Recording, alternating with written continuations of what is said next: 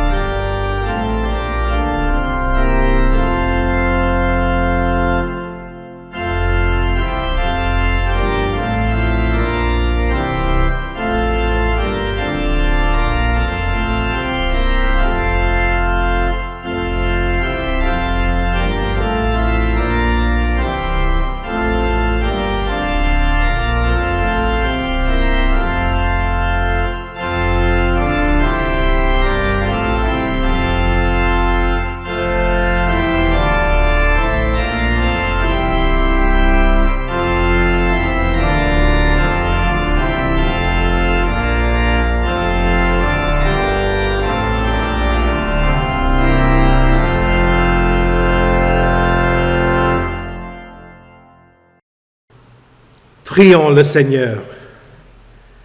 Réveille nos cœurs, Seigneur, pour préparer le chemin à ton Fils bien-aimé.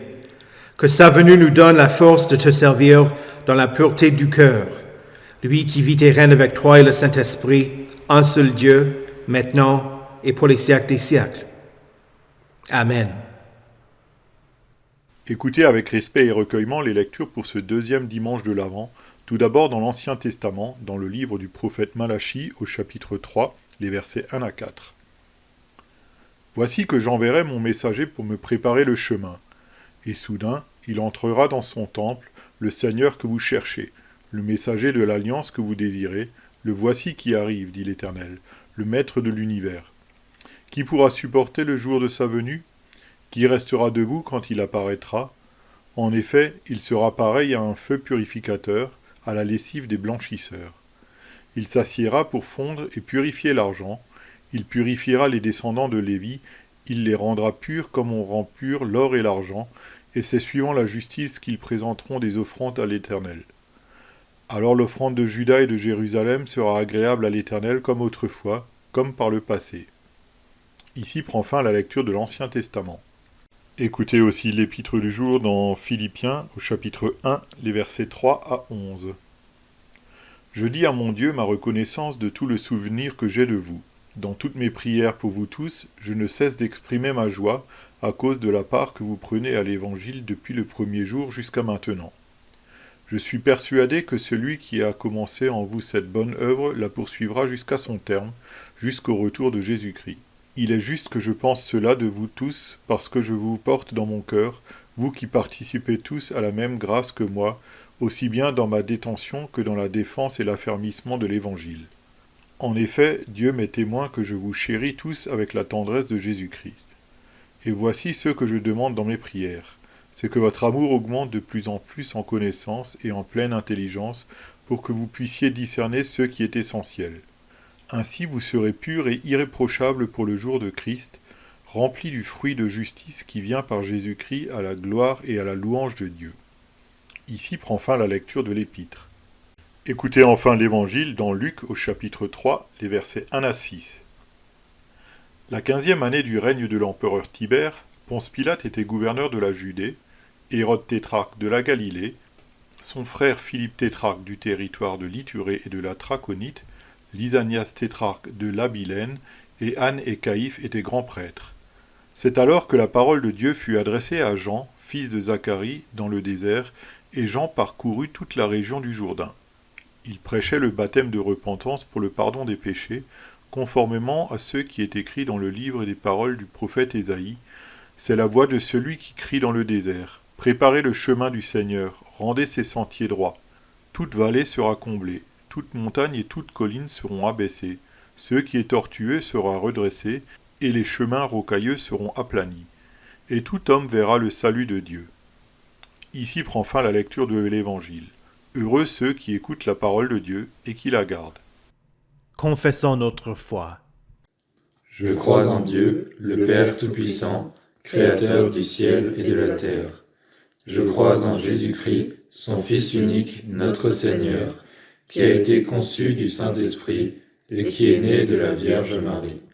Il a souffert sous Ponce Pilate, il a été crucifié, il est mort, il a été enseveli, il est descendu aux enfers.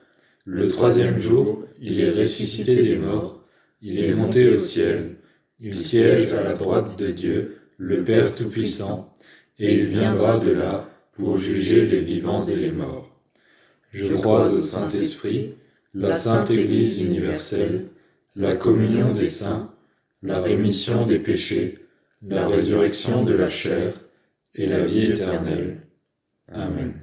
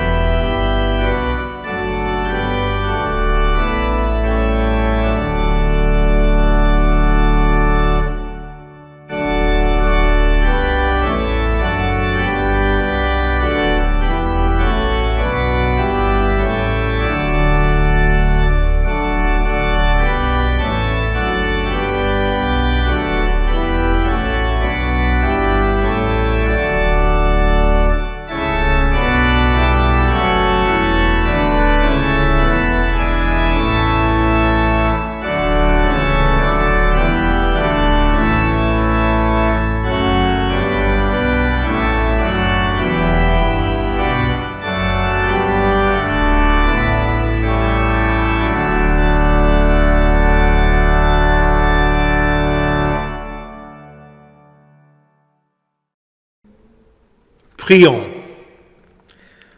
Père céleste, tu as annoncé la venue de Saint Jean-Baptiste à travers le prophète Malachie, et Saint Jean-Baptiste a été identifié comme étant la voix qui crie « Préparez le chemin du Seigneur ». Bénis notre écoute de cette prédication pour que nous nous repentions de nos péchés et pour que nous voyions le salut de Dieu. Amen. Que la grâce de notre Seigneur Jésus-Christ, l'amour de Dieu et la communion du Saint-Esprit soient avec vous tous. Amen. En 2013, le gouvernement de l'Ontario a lancé un projet pour doubler les voies de l'autoroute transcanadienne dans le nord de l'Ontario. Ceci a nécessité la construction d'un nouveau pont à l'est de Nipigon, à peu près 130 km de mon ancienne paroisse. Voici le projet en 3 étapes.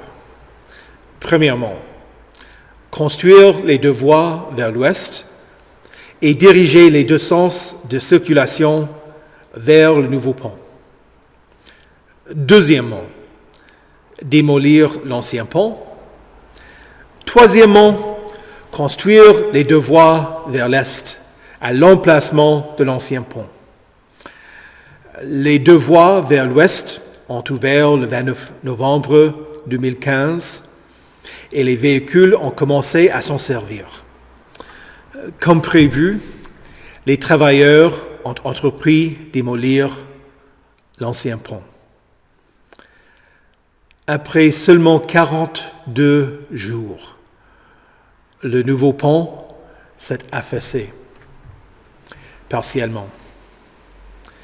Des boulons mal serrés, qui devaient tenir en place le tablier du pont, ont cédé, causant une élévation d'environ 60 cm. L'Est du Canada a été complètement coupé de l'ouest du pays, à cause de l'échec de ce seul pont. Il n'y avait aucune route qui permettait un contournement au Canada. Bon, au bout de 18 heures, il y a eu une solution temporaire qui permettait aux voitures de traverser le pont. C'était long, mais il n'y avait pas d'autre route pour les poids lourds transportant des marchandises. La situation sans issue me fait penser à la réponse des gens face à la prédication de Saint Jean-Baptiste. Il prêchait qu'il fallait préparer le chemin du Seigneur. Il n'y a pas de contournement pour éviter l'appel à se repentir. Dieu avait annoncé par le prophète Malachie qu'il allait envoyer un messager pour préparer le chemin du Messie. À peu près 400 ans plus tard, Zacharie a été rempli du Saint-Esprit. Et il a identifié son fils nouveau-né, Saint Jean-Baptiste, comme étant la réalisation de la promesse. Et toi, petit enfant, tu seras appelé prophète du Très-Haut, car tu marcheras sous le regard du Seigneur pour préparer ses chemins et pour donner à son peuple la connaissance du salut par le pardon de ses péchés, à cause de la profonde bonté de notre Dieu. Un peu plus de 30 ans plus tard, la parole de Dieu a été adressée à Jean dans le désert. Luc fixe la date comme étant la 15e année du règne de l'empereur Tibère, correspondant à l'an 29.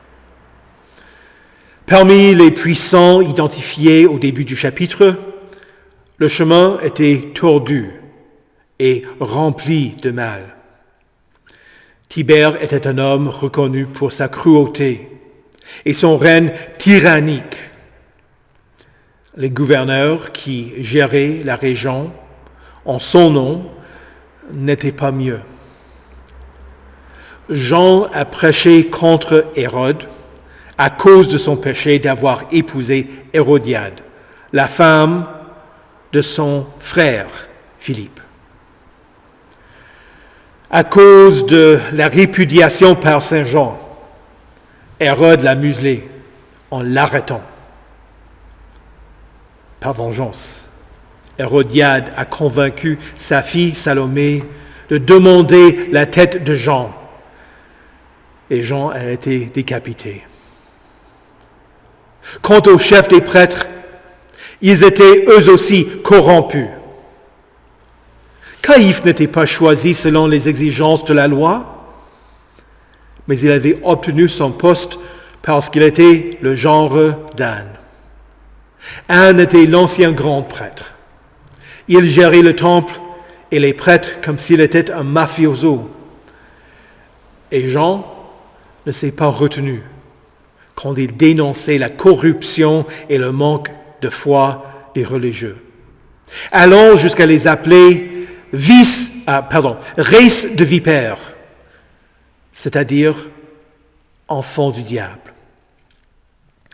Le chemin des chefs politiques et religieux était tordu. C'est pourquoi Dieu a contourné les puissants et a lui-même préparé la route pour Jésus en envoyant Saint Jean-Baptiste. Jean n'est pas apparu au temple à Jérusalem, mais dans la région où Dieu avait fait entrer son peuple en terre promise. Luc écrit, Jean parcourut toute la région du Jourdain.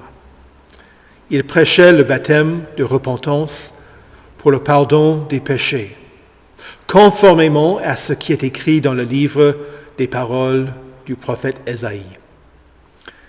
C'est la voix de celui qui crie dans le désert. Préparez le chemin du Seigneur. Rendez ses sentiers droits. Toute vallée sera comblée. Toute montagne et toute colline seront abaissées. Ce qui est tortueux sera redressé, et les chemins rocailleux seront aplani. Les puissants et les religieux à l'époque d'Ésaïe n'ont pas pris au sérieux l'appel à la repentance. Et ceux de l'époque de Jean, pas davantage. Ils étaient des hommes vêtus d'habits élégants et qui vivaient dans le luxe. Ils étaient des hommes respectables. Jean demeurait dans les lieux insolites, vêtu de poils de chameau et d'une ceinture de cuir autour de sa taille, se nourrissant de sauterelles et de miel sauvage. Néanmoins, le peuple a entendu sa prédication. Le peuple a entendu la parole de Dieu. Et il a reconnu Jean comme étant un prophète de Dieu. Jean prêchait le baptême de repentance pour le pardon des péchés. Et les gens ont répondu à cet appel. Ils ont été baptisés et ils se sont repentis. Ils ont changé leur manière de vivre. Le message de Jean est devenu une ligne rouge pour freiner le mauvais comportement dans la manière de vivre des gens. Accéder à Dieu nécessite de passer par la repentance. Il y a eu des débats pour savoir si le baptême de Jean était un baptême chrétien. Je ne vais pas aborder cette question aujourd'hui. Voici ce qui est clair. Le baptême chrétien est un baptême de repentance pour le pardon des péchés. Christ n'est pas venu en tant que serviteur du péché, pour que le péché abonde, pour que les fidèles vivent dans l'indifférence envers la parole de Dieu. Le baptême chrétien régénère. Et donc l'Église condamne tout péché. Quand tu sors du chemin, la parole te rappelle vers Christ, qui est le chemin.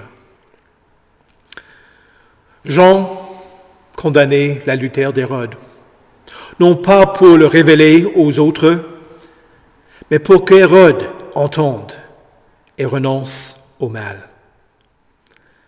Hérode a entendu, mais il refusait de confesser son péché. Ne sois pas comme Hérode. Entends l'appel de Jean. C'est toujours plus facile d'exposer le péché des autres que d'arrêter de commettre son propre péché. On peut parler de la promiscuité chez certains, de ceux qui ne sont pas fidèles à leur époux, de ceux qui participent aux orgies, de ceux qui divorcent de leur époux, de la polygamie présente dans certaines cultures, de l'homosexualité, de la pornographie, de la zoophilie et de toute autre sorte d'immoralité sexuelle que la Bible identifie. Et bien sûr, nous renonçons à ça parce que Dieu l'annonce. Dieu t'appelle à ne pas participer dans de telles choses. Mais il t'appelle à régler le péché dans ton propre cœur. Si tu n'as pas de problème avec ces péchés-là, tu as d'autres problèmes, d'autres péchés. Ton baptême t'appelle à la vie chaste et fidèle. Je donne un autre exemple qui existe dans le cœur de l'homme. L'autre jour, j'ai regardé une vidéo où une jeune femme s'est approchée des gens sans domicile fixe. Elle pensait que l'un d'eux avait volé son smartphone. Elle leur a dit, « Je comprends tout à fait si vous voliez des riches, mais moi, je suis une pauvre étudiante. Je ne peux pas me payer un autre smartphone. Ayez pitié de moi et rendez-le-moi. » Vois-tu l'hypocrisie dans son attitude? Et pourtant, que serait l'attitude et l'état de ton cœur si quelqu'un t'avait volé quelque chose? Penserais-tu à tous ceux auxquels on a volé des choses volées? Ou penserais-tu seulement à toi-même? Et si tu as commis un vol, as-tu pensé aux autres? De la même manière que les poids lourds ne pouvaient pas traverser le pont Annibegon, ni trouver de contournement au Canada, tu ne peux pas accéder à Christ en évitant la repentance. Il faut que tu admettes que tu es un pécheur. Tu ne peux pas te justifier toi-même en citant ton bon comportement et penser que tes efforts suffisent. Là où il y a une vallée dans ta vie, comble-la. Là où il y a une montagne, qu'elle soit abaissée. Et oui, le péché peut être comme une montagne, insurmontable. Mais ne continue pas dans ton péché. Lutte contre le péché. Parce que ton péché a été pardonné. Non pas à cause de ton changement de comportement, mais à cause de ton Sauveur. Tu ne peux pas avoir Jésus sans te repentir, car la repentance te donne accès à la grâce de Dieu. Tu n'as pas besoin d'un sauveur du péché si tu ne te vois pas comme étant un pécheur. En te rendant compte de ton péché, tu peux demander pardon. C'est ainsi que le dernier verset de notre texte dit, « Et tout homme verra le salut de Dieu. » Jésus est venu pour le salut de tous. En préparant le chemin du Seigneur, en admettant tes fautes, en retournant vers les promesses de ton baptême, tu vois le salut de Dieu. Tu es sauvé. Jésus est le chemin du Sauveur, du Seigneur. Ses sentiers sont droits, il comble les vallées et il abaisse les collines de ta vie. Il redresse ce qui est tortueux et il aplanit les chemins rocailleux. En Jésus, tu vois le salut de Dieu. En Jésus, tu es pardonné. En Jésus, tu es baptisé. En Jésus, tu es repentant. Au nom de Jésus, Amen. Que la paix de Dieu, qui surpasse toute intelligence, garde vos cœurs et vos esprits en Jésus-Christ. pour la vie éternelle. Amen. Prions le Seigneur. Dieu miséricordieux, toi qui as appelé ton peuple d'Israël à se repentir à travers les prophètes et à travers Saint Jean-Baptiste, que tes pasteurs et tes missionnaires n'aient pas pour but d'être des hommes vêtus d'habits élégants et de vivre dans le luxe, mais d'appeler les gens à se repentir de leurs péchés et de rechercher le pardon offert par Jésus. De la même manière que ta parole est venue à Saint Jean-Baptiste, qu'elle parle à tes serviteurs et les fortifie dans leur service. Ouvre les oreilles et les âmes des gens qui entendent l'appel à renoncer au mal. Nous te prions aussi de nous aider dans notre propre lutte contre nos péchés. Que nous portions les fruits de la repentance dans nos vies. Seigneur, dans ta miséricorde, écoute notre prière. Chef des nations, nous te prions pour la France, et en particulier pour le gouvernement pendant cette période de tumulte. Accorde-nous la grâce de faire fonctionner l'État pour le bien-être commun.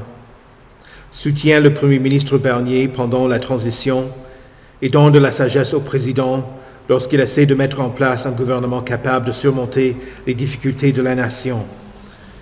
Donne aux nations du monde des chefs qui ont de la sagesse et qui œuvrent pour protéger leurs citoyens. Seigneur, dans ta miséricorde, écoute notre prière. Chef de l'Église, nous te rendons grâce pour la paroisse à Burgdorf en Suisse et pour l'engagement des paroissiens, ainsi que celui du pasteur Bowie pendant la vacance pastorale. Bénis son nouveau pasteur qui sera installé ce matin, ainsi que sa famille. Nous te remercions de ce que le pasteur Ferré ait accepté l'appel de notre paroisseur à Mulhouse. Soutiens-le lorsqu'il conclut son ministère dans sa paroisse actuelle et entoure lui et sa famille pendant la transition, afin qu'il soit bien accueilli et devienne une bénédiction pour leur nouvelle communauté. Nous te remercions aussi pour le pasteur Van Hatten qui a desservi la paroisse à Anvers depuis de nombreuses années. Tu l'appelles maintenant à son repos céleste. Alors nous te prions de soutenir sa foi et d'adoucir le deuil des membres de sa famille et de sa paroisse, grâce à la promesse qu'il a lui aussi de la résurrection. Seigneur, dans ta miséricorde, écoute notre prière. Dieu de paix, toi qui nous as réconciliés avec toi par le sang de la croix, nous te prions pour les conflits dans ce monde, qu'ils soient entre nations, entre ethnies, entre voisins, entre collègues au travail ou entre les membres d'une même famille. Apprends-nous à vivre paisiblement les uns avec les autres et à ne pas être motivés par l'égoïsme, mais par un vrai amour et un vrai désir de rendre service les uns aux autres. Seigneur, dans ta miséricorde, écoute notre prière. Dieu de toute bonté, exauce les prières et les désirs de nos cœurs qui sont conformes à ta volonté. Conduis-nous à ton royaume et enseigne-nous à prier. Notre Père, qui es aux cieux, que ton nom soit sanctifié, que ton règne vienne, que ta volonté soit faite sur la terre comme au ciel. Donne-nous aujourd'hui notre pain de ce jour. Pardonne-nous nos offenses, comme nous pardonnons aussi à ceux qui nous ont offensés. Et ne nous laisse pas entrer en tentation, mais délivre-nous du mal, car c'est à toi qu'appartiennent le règne, la puissance et la gloire, au siècle des siècles. Amen. Recevez la bénédiction de l'Éternel. Que le Seigneur vous bénisse et vous garde. Que le Seigneur fasse luire sa face sur vous et qu'il vous accorde sa grâce. Que le Seigneur tourne son visage vers vous et qu'il vous donne sa paix. Amen. Ô Seigneur, ta puissance